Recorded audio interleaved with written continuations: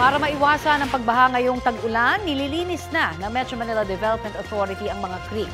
Gaya sa isang estero sa Caloocan, naaabot na sa mahigit 40 toneladang basura ang nahakot. Ang mainit na balita hatid ni James Agustin. Sari-saring basura mula sa mga styrofoam, plastic cups at bottles. Yan ang tumambad sa mga tauhan ng MMDA kaninang umaga sa Maligaya Creek sa Caloocan. Sa dami ng mga basura, hindi na ito kinakaya na nakalagay ng mga trash book. Kwento ng mga residente, matagal na nilang problema ang mga basurang naiipon sa creek, lalo na kapag panahon ng tag-ulan. Nagdudulot daw ito ng pagbaha. Bumaba po dyan, dahil sa basura, maabot pa yan hanggang doon sa kaligitnaan ang basura. Ngayon, ang tubig ngayon, hindi nakakalabas dito. Umaahon ngayon ang tubig. Kailangan yan, lagyan ng paskil na huwag lang magtapon ng basura, sir. Kaya lang ang mangyayari dyan, araw-araw pag nagtapon ng ganyan, ganyan ang ganyan. Isa lang ang Maligaya Creek sa mga estero sa Metro Manila na regular na nililinis ang MMDA katuwang ang lokal na pamahalaan para maiwasan ang pagbaha. Sa kabila niyan, tila hindi raw maubos-ubos sa mga basura, kaya may panawagan sila sa mga residente na nakatira malapit sa creek. Hikayatin natin ang ating mga kababayan na maging responsable sa pagtatapon ng kanilang mga basura.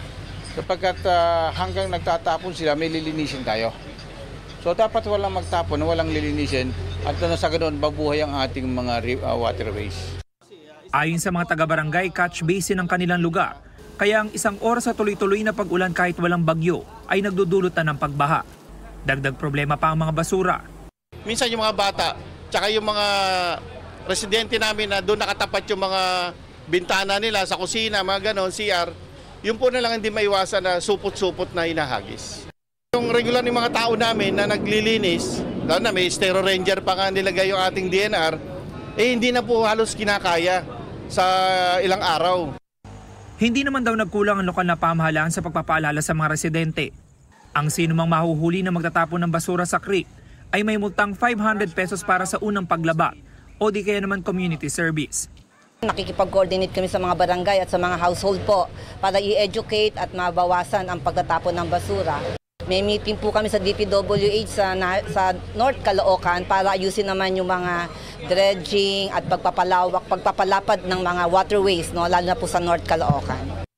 Sa datos ng MMDA mula nitong weekend hanggang kaninang umaga, umabot na sa 24 na dump truck o katumbas ng 48 toneladang basura ang nahakot nila sa Maligaya Creek pala. James Agustin, nagbabalita para sa GMA Integrated News.